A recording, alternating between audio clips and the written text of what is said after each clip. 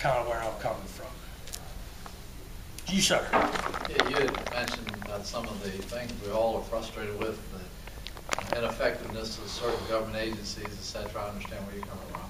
And you're talking about them being more responsive. I understand where you're coming from. Back in the 90s, I did a little research in my county, just to use as an example, about the welfare program in the county. And the average welfare recipient in the county, in Charles County back at that time, if you took the amount of dollars spent divided by the amount of people that were helped or attempted to help, came out to $44,000 a person. But if you took the actual money they received, it was $7,000 a person. So the rest of that went for overhead. I wish you to, I'd like for you to address the deal of maybe some of these things that need to be done. Is it, in your perspective, you had kind of talked about government being more responsive. Are there other ways to approach it other than government taking care of it? A person calls and needs help. Is there more efficient ways to approach some of these issues that you were talking about? Well, I mean, I guess it would be dependent on the issue. If it was a government issue, then the government would have to take care of it.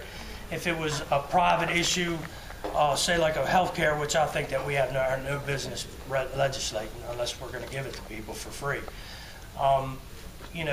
If it's like say a healthcare issue, then we immediately put these people in touch with the healthcare professionals that they need. And provide the healthcare professionals with training and not just hire based on where they went to school or what diploma they got. Am I answering your question?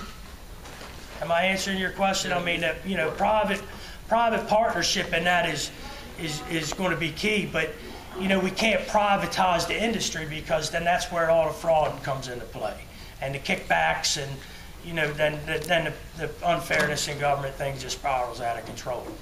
So I've seen what they've done from inside. I know O'Malley. I know all his aides. I know everybody that sits on.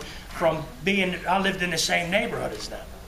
So I know how they act, and I know how arrogant they are, and I know the minute you'll call up with a concern that we ought to really sit down and, listen to it and say, man, this guy's got a problem, let's take care of it.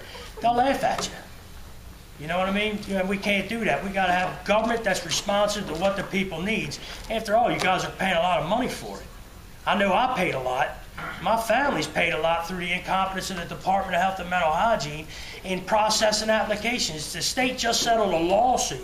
I don't understand why you got to settle a lawsuit to tell for them to tell you how to treat people right.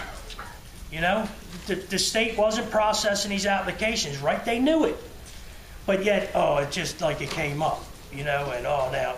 Well, it's because somebody got their job as a gift.